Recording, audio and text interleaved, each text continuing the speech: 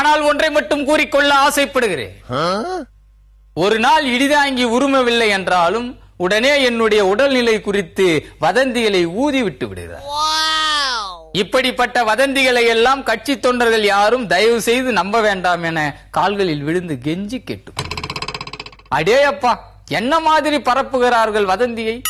ஒன்றை பத்தாக்கி, நரியை பரியாக்கி, யானையை பூனையாக்கினால் கூட பரவாயில்லை, கட்டி சட்னியும் இட்லியும் சாப்பிட்டுக் கொண்டிருப்பதை பார்த்து இடிதாங்கியின் கிட்னி சட்னி ஆகிவிட்டதாக சட்டென்று கொளுத்தி போட்டு விடு. எனது உடல்நிலைக்கு ஏதாவது ஒரு பாதிப்பு என்றால் அதை முதலாக கொட்டம் அடித்து பத்திரிகையில் கொட்டை எழுத்தாக எழுந்து நிற்பவன் இடிதாங்கி. அனுதாபத்தின் மூலம் விளம்பரம் தேடுவது என்ற கலையை கச்சிதமாக அறிந்தவன் நான். உருமும் இடிதாங்கி இருமலால் அவதி என்று மாற்றுக் கட்சியினர் வதந்தியை பரப்பினார். விளம்பரம் என்ற அடிப்படையில் ஏற்றுக்கொள்ளலாம். அதற்காக இடிதாங்கிக்கு எய்ட்ஸ் என்று கூறினால் எப்படி சும்மா இருக்கும்? கிண்டலுக்கு ஒரு வகை தொகை வேண்டாமா? உற்சாக மிகுதியால் ஊழல என்று பாட்டு பாடுவதற்காக பாவனை செய்து கொண்டது. உடனே இடிதாங்கிக்கு எபோலா நோய் வந்து விட்டதாக ஒப்பாரி வைக்கிறார். இவ்வளவு ஏன், ஆடு மாடுகளுக்கு வரும் நோய்கள் வந்து விட்டதாக கூட அசை போட்டு விடுகிறார்.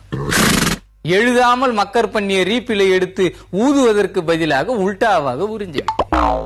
அப்படி எதிர்வினை புரிந்ததால் நீல வண்ண இங்க் என் நீல நாக்கில் பாய்ந்து விட்டது.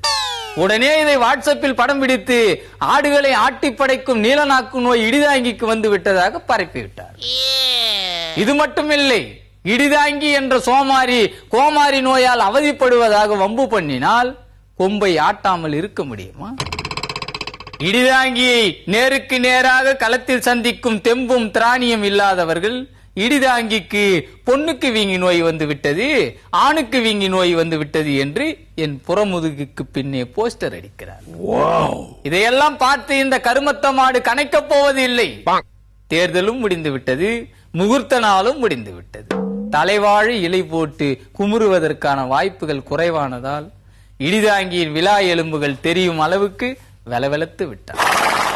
உள்ளாட்சி வரும் வரை சதை பற்றி ஏறுவதற்கான சாத்தியங்கள் குறைவாகத்தான் இருக்கும் என்பது தேர்தல் ஆணையருக்கே தெரிந்த விஷயம்தான். அதற்காக இடிதாங்கியை பற்றி அவதூறு மூட்டைகளை அவிழ்த்து விடலாம். அப்படி அவிழ்த்து விட்டால் அவதூறு வழக்கு போடவும் தயங்க மாட்டேன் என்று உங்கள் எல்லோரையும் எச்சரித்து விடைபெறுகிறேன். நன்றி, வணக்கம்.